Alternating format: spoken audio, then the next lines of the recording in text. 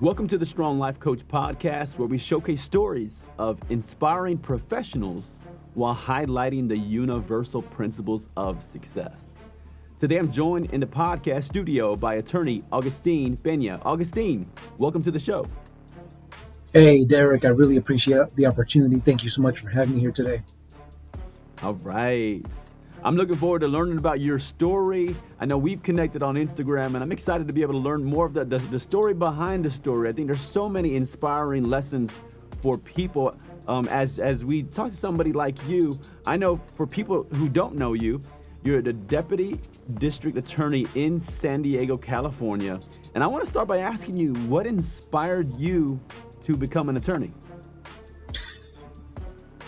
Well, Derek, initially, as a kid, there was something inside that really had this yearning for somehow impacting my community in a positive way. You mentioned that I work here in San Diego, and I grew up here in San Diego, Derek, and I grew up traveling into Mexico, and we have family down there. And I remember thinking at a very young age that, I saw a lot of poverty, and I grew up under very similar conditions, and just kind of being exposed to all that really embedded something in me at a very, very young age that I wanted to do something to change that, to help out, kids in unfortunate situations, to help out families. So I didn't know it at the time what I wanted to do, but there was something, just this desire to have a positive impact in my community after being exposed to the impoverished conditions of other families, growing up in a lower socioeconomic community as well, and kind of being exposed to those dynamics and having to navigate those conditions. Again, it really inspired me to do something. What that would be, I had no idea at the time, but I knew at a young age that I wanted to do something positive. Eventually it would come to be that being a lawyer in my community would be the way to do it. Yes. And what was your family's response? I know sometimes, there's milestones in the attorney story. Sometimes it's getting into law school. Sometimes it's graduating law school. Sometimes it's passing the bar. How did your family respond to you becoming an attorney? Like, how did they react to all of that? For me, Derek, it's funny you mentioned that, because for me, the milestone was graduating high school. I have to admit that I wasn't the best student in high school. I would find myself in a lot of trouble. Yeah. And I did eventually graduate high school, and that in of itself was a big milestone, because we don't have any professionals in our family, college graduates, certainly no law school graduates or other attorneys. So, I can say that my family was very proud of this accomplishment. And it really was a team effort or a family effort for me to have gotten to law school, finished 3 years, graduated, took and passed the bar here in the state of California. So to have my family be a part of that journey, it definitely was a huge milestone for us. And, every success thereafter has also been a great milestone that we've fortunately been able to celebrate. Yes. And I appreciate you being real and authentic about your experience in high school. And I think what it does is sometimes we can write ourselves off, or sometimes other people can write us off, whether it's other teachers or other administrators or even other family members, when they see kind of the struggle early, we maybe in the high school arena, and think that, oh, if somebody struggled there, surely they're not going to have a really great job later on. But it's great to see you as the counter example to that. That's somebody who struggled in high school, and where that was maybe a like you said, a milestone, but then to see all that you have accomplished since then, I think it certainly inspires people to not give up on anybody. Well, it's funny you mentioned that, because it's because of my not taking high school that seriously that I later realized what I can do. So, for me, again, not growing up with any role models or positive influences and professionals, things of that nature, I had no ambitions for college. I was thinking that as soon as I graduated high school, that I would, just get a job and start working at Hmm. that point, because that's all that I saw in my community. again, I didn't have any professionals that I could look up to. So my rationale at the time, Derek, was why why put any kind of significant effort in high school if I'm not even going to go to college? But once that kind of got flipped on me my senior year, and I was put in a position to where I had to work really hard, and I eventually did graduate high school on time. When I did that, that's when I first realized for the first time in my life that if I really focus on something and I try really hard and I have a goal that I want to achieve and I work hard towards it, I can accomplish it. Doesn't matter where I Mm. grew up. It doesn't matter I didn't have any positive role models or influences or anybody to guide me. The fact is, if I really wanted to accomplish it, it was within my power to do so. And that was the very first time that I learned that firsthand. Yes. And it's a great reminder for all of us too. I think sometimes we we think the people that don't have these stellar professional role models that there's no hope. We always think there's minimal hope. But again, your story shows that, well, if you don't have any role models, maybe it's the challenge is become that role model. Be the role model that you wish you had in your life, and that's for anybody listening in.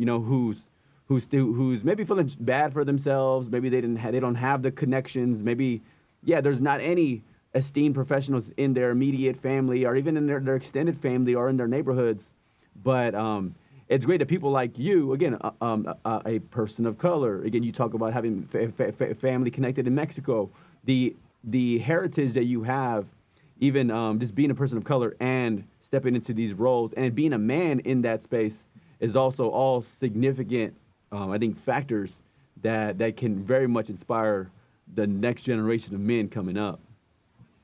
Yeah, and you have some long days. As an attorney, and even in law school, you have some pretty challenging weeks and challenging days. But remembering what you just said is what really helps inspire me to keep going because there's another Agustin, somewhere out in the community who doesn't have that role model, who doesn't have that person to look up to, and really keeping that in the back of my mind is what helps me, through those kind of longer days and longer weeks because we're out there. We just don't always have the guidance, and um, you just need somebody that looks like you, comes from the same community as you, to come in and say, hey, have you ever thought about this, or why don't haven't you considered a career, you know, in what have you, in what area?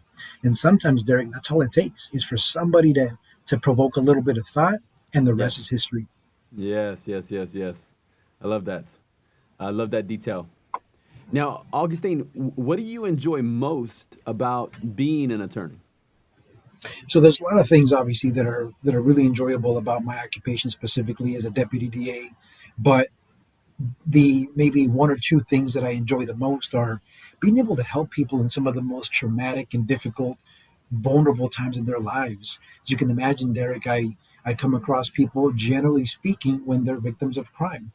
And, most folks, this is their first, probably, hopefully, their last time that they're coming across the justice system in some form or fashion. But, as victims, depending on the extent and the nature of the harm and the injury that they suffered, some folks are traumatized. Some folks are Mm, traumatized for life and have some really, difficult um, experiences, and obviously not so positive dealing with the criminal justice system. So, but with that said, you kind of get to flip that, and you get to be, one of the few positive things in their lives and have a positive impact, yeah. and hopefully represent the justice system in a positive way. So, as kind of bleak and difficult as that might be, for some folks, you have an opportunity to really have, again, that positive impact in somebody's life. Yes. Now, in your role, it sounds like you can be exposed to a lot of the darkness of life. And then for you, what has helped you to kind of maybe shield yourself from the darkness and prevent yourself from being kind of poisoned by some of the worst parts of life that people go through while still maintaining being a light? What's kind of helped you to kind of shield yourself, so you don't get drowned by the darkness that you're exposed to? Being able to remember and just constantly remind yourself that there is a good side of humanity.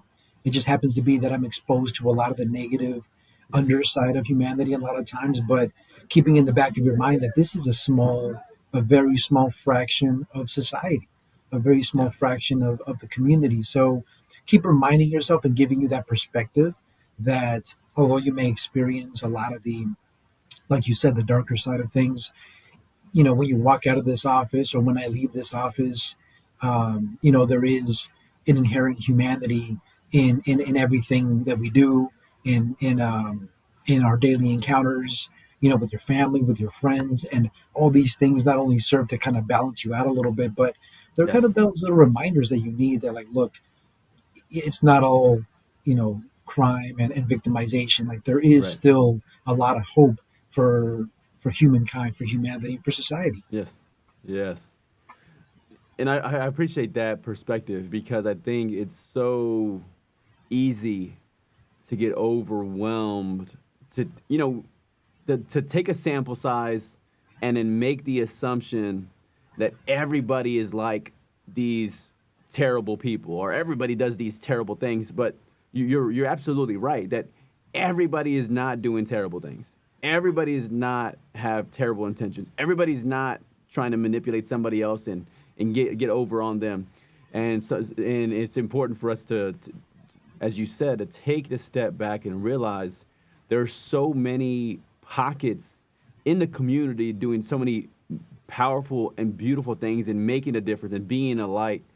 And I can see how that helps you to not get jaded in the middle of everything. Yeah, there's people that need you, that they count on you to remain positive, being involved in different programs and different, nonprofit efforts and things of that nature. Yes. And also kind of having your own positive role in the community. If your only exclusive function in life is to prosecute, prosecute, prosecute, I mean, it's going to weigh on you at some point. Something has got to give. But if you yourself are involved in, maybe charity work, nonprofits, and you're again exposing yourself to the other 80% of society, then that Hmm. kind of balances itself out in a significant respect. Yes. And how did you decide and how did you land, and how did you get involved with being in the district attorney's office? And again, going back to when I was a kid, I had this unexplained interest in law enforcement. Really liked playing cops and robbers, and I really liked those things growing up as a kid. And Hmm. you're playing with your friends, and you have this interest at such a young age. And at the same time, as I grew older, I had kind of an interest in solving cases and kind of putting pieces together and figuring out puzzles. So all these were just interests as I was growing older. And once I got into college, I started having an interest in philosophy and kind of things of that nature. So it was around that time that I started to really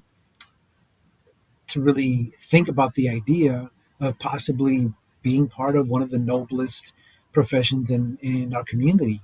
But then again, I just made out of high school and I just barely graduated high school. Hmm. So at the same time, I'm struggling with the fact that, yeah, it would be kind of cool to be a lawyer, but I barely made it out of high school. Like, Hmm. people like me, people in my community, we don't make it this far. So Hmm. that was another kind of chapter I had to struggle with at that age. Yes. Right. And the element of I think the association. Tell me what your association is when it comes to the district attorney office. I think mine. A lot of it goes back to kind of the crime fighting, maybe even Batman. Right? It's like there's a connection. I think you even have that picture in the back, but there's a connection of my most of my associations to the district attorney is connected to again Batman and fighting crime and being involved and maybe even some of the potentially corrupt people. And again, I think was it Harvey Dent? Is it in Dark Knight Rises? Was he the district attorney? The Dark Knight. Yeah, he was the. Yeah. I think he was the elected DA in Dark Knight. There we go. Yeah, yeah, yes, yeah, yeah. So then Dark Knight. You're right. Dark Knight Rises was after Dark Knight. So anyway, that's my association. Do you find that that's a common association that other people have as well when you tell them that that's the office that you work in? A lot of times, yeah, a lot of times people they don't have a full understanding about what we do, and Yes. the conceptualization is, we're about locking them up and throwing away the key, and that's not entirely all that we do. I mean, our job, and this is deeply embedded in my function, Derek. My job is to do the right thing. That's it. To Hmm. do the right thing can mean different things in different cases, but sometimes the right thing could be, a drug rehab program.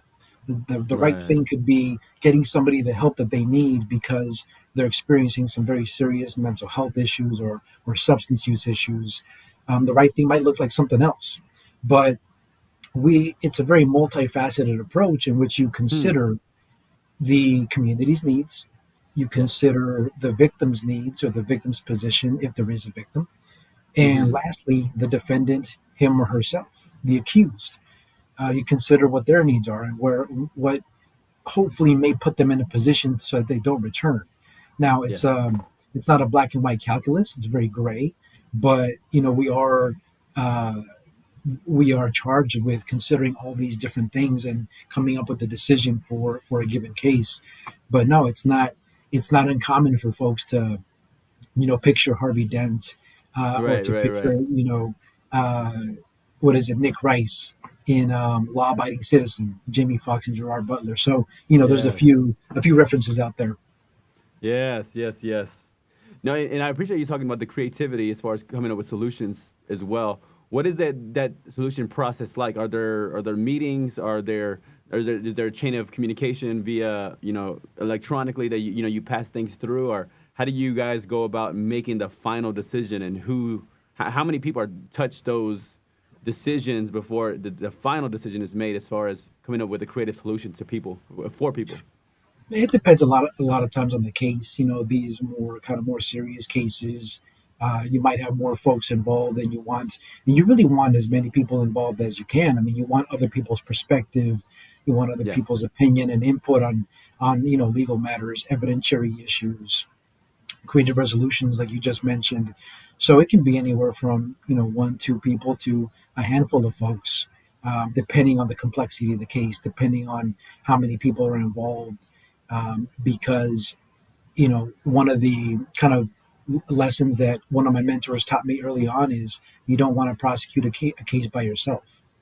Mm-hmm. And I took that to mean that you want other people's input. Like, you want to talk to your Right. colleagues and ask, hey, I have this sort of case, and this kind of issue came up. Have you ever encountered this? And have that conversation, because that's how you learn and you develop your own skills at the same time. So it could be anywhere from a handful of people who are involved in that conversation, but it is ultimately your case. Mm-hmm. Your name, and you're responsible for it. So you know the decision may ultimately, in most cases, be up to you. Yes, yes, yes. And how long have you been in the district attorney's office? So I've been with this office since about 2010. I started off as a volunteer, as an intern in law school. Mm-hmm. I was here for a couple of years, graduated law school, and came back in 2013. And I've been here ever since as a lawyer. I'm currently in the major narcotics division, and we handle cases involving the transportation, importation, and sales of illegal substances. Mm-hmm. Before this assignment, I was in family protection. So the family violence, domestic violence, elder abuse, child abuse, things of that nature. Mm-hmm. And then after you guys go through the process and make decisions, what percentage of the decisions are you guys following up on to figure out, did we make the right decision? Did we choose the right path? Is there like is like and I don't know the process after the case has passed you, if there's looking at it at all, if there's too much of an incoming workload to even really look at the outgoing, or maybe you only get you only have awareness of certain ones that are like highly publicized situations. What is that like as far as the follow up to decisions that you guys have made? Yeah, no, that's a great question. And also, if I can add that the positions that are made, kind of from my perspective, we come to a meeting of the minds with the accused attorney, with the defense attorney. Mm-hmm. So the two of us, uh, on occasion or in most cases, kind of come together and put our minds together on what the creative solution would be. Yes. So we both come to an agreement as to how that case should be resolved, or if it should be resolved to begin with. And normally, depending on that resolution, they might have supervision, somebody watching over them or checking in on them, or they have to check in with somebody else to make sure that they're attending programs, that they're doing what they need to do, in order to kind of get them on a better track. So there is, again, depending on the case, depending on the seriousness of the offense, there might be some oversight over that individual, so that they do get on a better path, and we don't see them back in the criminal justice system.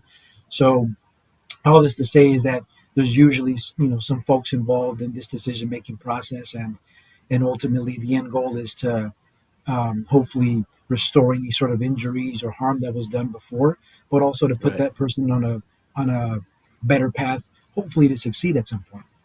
Right. Right. Right. Right. It sounds like it could be a whole lot, and it kind of touches what you mentioned earlier. There's a lot weighing on people like your shoulders with the decision you make and wanting to make the right and best decision for the person and for everybody involved with the situation. I know there was a highly public case a couple of maybe weeks or months ago, when it was I guess they were deciding on the parole situation. Again, different circumstance, but it's still a group of people making a decision if they were going to parole one of the guys, and he got out and he like, murdered somebody immediately. And it's like, I think the person had stepped down who was over that decision.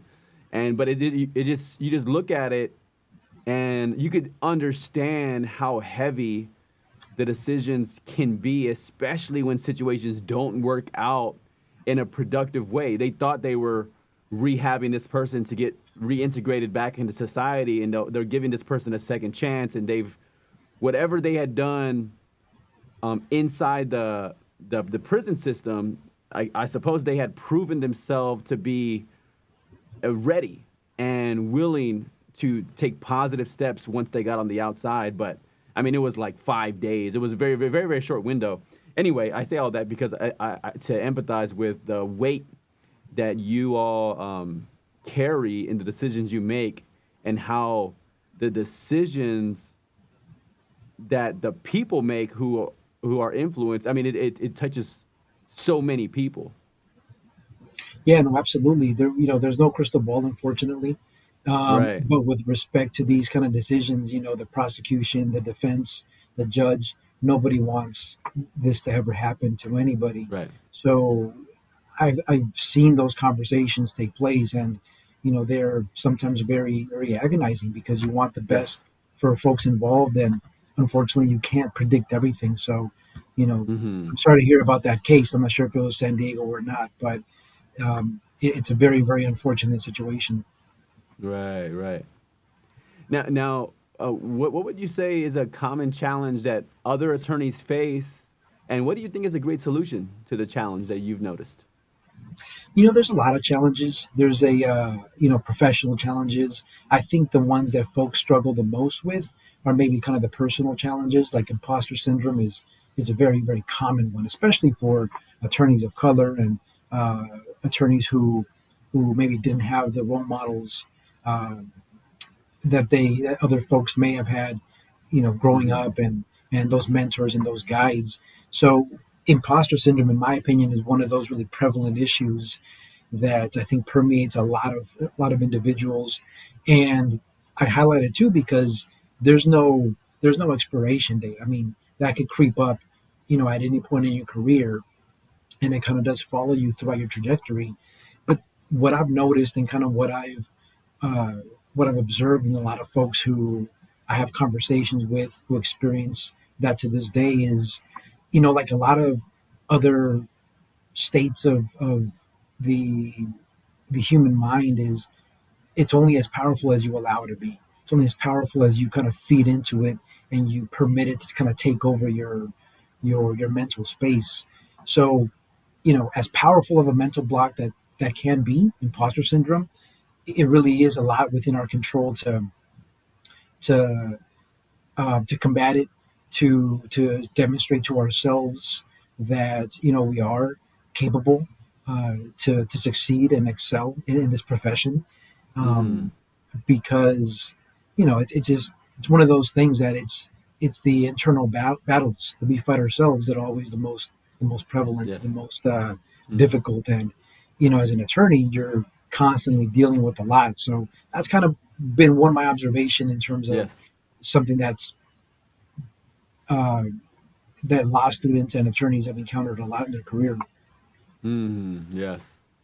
And then do you think, I know some people get real heavy on the affirmations and shouting things to yourself in the mirror to convince yourself that you do belong, or you are who you're supposed to be or whatever, and other people are like, no, like just go do the work and just go become the person you want to, then there's people who are like hybrids, and do you reject any of those notions of, hey, I don't know if I don't know if I don't know if affirmations is as potent as some people claim it is, or what's your perspective on all of that? On because it's really, you're talking about self belief, and some people have different tactics in building and maybe even undermining, maybe building positive beliefs and undermining the negative ones.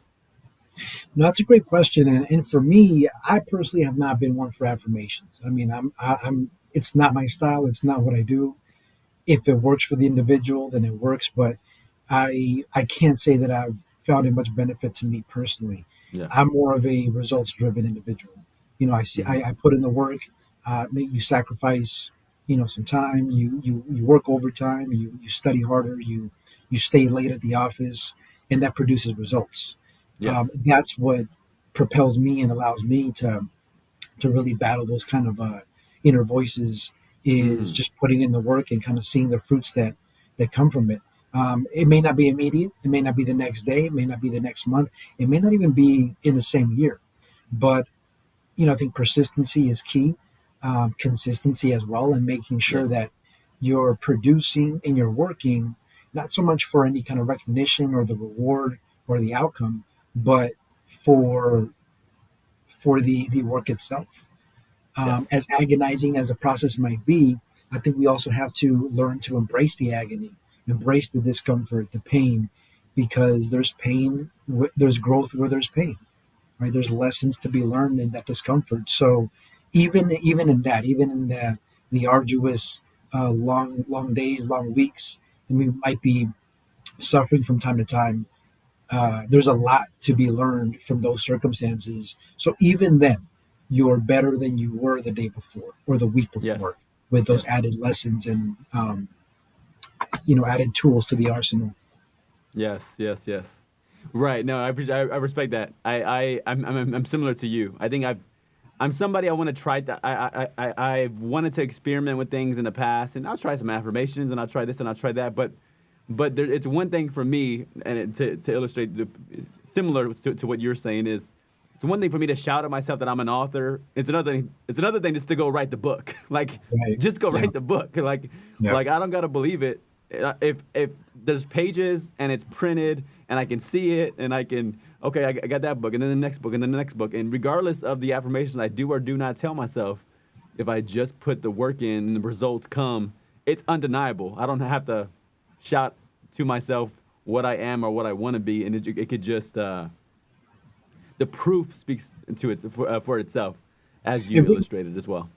it really does, Derek. And kind of on that same note, to dovetail, a lot of folks are reluctant to dive into, for example, writing a book, because we've convinced ourselves, oh, we're not ready. We still have so much to learn and we haven't done Yes, X, Y, or Z. And we never dive into that project. And before we know it, 2, 3, 4 years have already flown by and you haven't taken the first step towards that. So kind of along the same lines as imposter syndrome and being results driven, sometimes you have to jump into it and you have to yes, dive into it, and you may not be successful on the first attempt, but at least you're trying. And again, you've walked yes. away with new lessons and new experiences that you can now implement going forward. Right, right. Yeah, and that is pretty amazing, though, the idea of how much we can tell ourselves that we're not ready.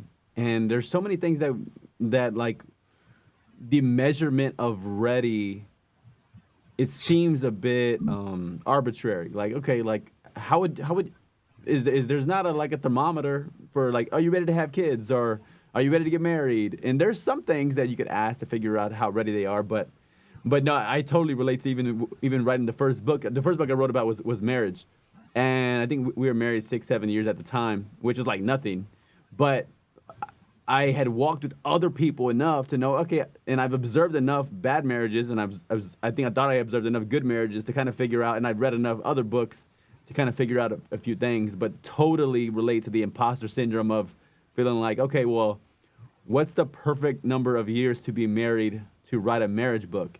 And is there a perfect one? And if I got to 20, would I not say, oh, but I'm not married 30 years? And if I got to 30, maybe I might say I'm not married 40. At the 40, maybe I'd say I'm not married 50. And again, you just can continue to create reasons to not pursue your goals and your dreams. But no, I appreciate you illustrating that. I mean, who's to say that we shouldn't jump into things even when we're not ready, right? Exactly. There's Exactly. there's Yes. something to be said about that learning experience too. Yes. Yes. Yes. Yeah, there's so many quotes that go with it. Like, do it now, build your wings on the way down, do it afraid. All of those go with it, this idea. Now, what advice would you offer someone who is just starting their career as an attorney? I think first and foremost, make sure it's you, that you know this is what you want to do. Make sure that there's no doubt that this is the path that you want to go professionally, because it's a very demanding job. It's a very demanding career, and you're going to invest a lot of money, a lot of resources, a lot of time, effort, mental energy. You're going to sacrifice a lot. I don't mean to dissuade anybody from pursuing this career path, and I hope I don't by mentioning those things. But I want the listener to be informed that it's not a walk in the park. It is a very demanding career, and I think this goes for probably any attorney job, right? Because we want to do right by the client, we want to do right by who we work for, and we want to do a great job. And it's it demands a lot of our attention. There's a saying that we have in this career path, Derek, and it's the law is a jealous mistress. It's very Mm, demanding in terms of everything, your energy, your time.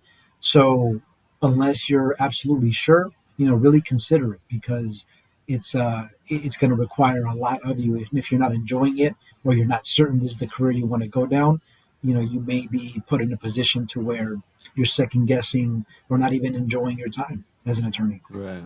Right. Right. And especially outside looking in, you could watch the TV shows and you could, Suits was super popping and viral last year, especially because it hit Netflix. And everybody was, watching it. My mom and family were watching it. And you just, it's so easy to think, okay, oh, this is what it's like. And, you see that one angle, that one version, and you think of all of the glamour and the prestige involved. And of course, sometimes even in the show, they do show like the stress and the time commitment and all of that that's involved. But sometimes it's not real enough to understand the sacrifice that goes involved, like you had shared about. But no, that's great. That's great to think through the sacrifice, to think through what it's going to cost somebody to be in the profession. Now, what has helped you establish work-life balance as an attorney? I know that's something that it's you just kind of even shared about the challenge in there. Like what's helped you establish work-life balance in your life? It's it's a it's a difficult question, because I can't speak for other professions, or really other attorney positions or jobs, but I know for me, it's never been like a 50-50 split. And it varies, right? Some days you're 80-20, you're working 80%, and you have 20% kind of available or flexible time, 90-10, and sometimes a little bit more. Sometimes you're 60-40. So understanding the ebb and flow, the fluctuation, and being comfortable with that and being able to respond accordingly, that's been huge in trying to establish a balance. It's never kind of this continuum of a 50-50 split, and you, as soon as 5 o'clock hits or 6 o'clock, you clock out. Like, no, the work usually persists, thereafter into the evening. So, but it's not all the time. It's very common in the beginning of your career, but once you kind of manage that learning curve a lot more and you master it, again, it's the split becomes a little bit more favorable to your flexibility and your free time. But then you're thrown a new challenge, a new case, a new area of law, or something that you're not familiar with. That learning curve, excuse me, goes up again until you learn that area and you create more of an equilibrium again. So it fluctuates. It's about not losing your life outside of the legal practice. Do non-attorney things, hang out with non-attorneys, do non-legal stuff. I mean, stay involved in the world. It's not always about the law. So again, it's kind of difficult your first few years when you're trying to get a handle on things, but that's what I found helpful to me in kind of maintaining that balance. Hmm. Right, and there's certain avenues within the law, or certain avenues with attorneys where they have, billable hours, and it's very connected. The more you work, the more you earn. And then there's other professions, if I understand it right, where you could, if you work 20 or 30 or 40 hours more, there's not necessarily a connection to more pay. Well, what if you had to maybe break down maybe the percentage of like lawyers that are in different buckets who who there's a monetary benefit, and there's an immediate monetary benefit to working more, and then there's other lanes within the law where no, like you're not getting anything immediate. You might know more and be more prepared and be more successful in the short term. That might better your reputation for the long term. That's like a long term monetary benefit. But anyway, any thoughts or perspective on any of that? Yeah, no, I mean it's in government work, nonprofit work, you don't fortunately have to deal with billable hours. It's Yeah. more of a creature in the civil arena. But at the same time, the flip side is, like you just said, we can work 60, 70, 80 hours a week. It's not going to reflect anywhere, financially at least. You also mentioned correctly that there might be other kind of tangential benefits down the road or things of Yes. that nature. But in the short run, I'm just glad not to have to deal with billables because I have friends who do, and they're not pleasant from what I understand. Yes. Yes. Yes. Yes. Now let me ask you before we wrap up, I want to ask you if somebody was listening that could do anything to support you in what you do, what would that be? Look, Derek, I'm huge on mentorship. I'm huge on guidance and helping others in need. And there's nothing that I specifically for me am asking, but for the listeners out there, if you see somebody with potential, somebody promising, the next Agustin or the next Derek or somebody else out there who wants to do something positive in their lives, but they lack guidance, they lack, that proper initiative that maybe a lot of other people have who have those role models.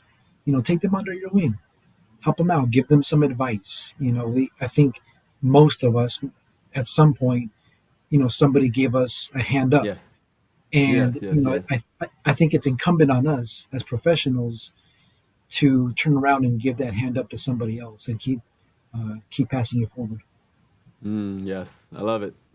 I love that, and I think I think it speaks to your character. You're thinking about other people, and you're also thinking about giving people what you even mentioned earlier that you didn't have.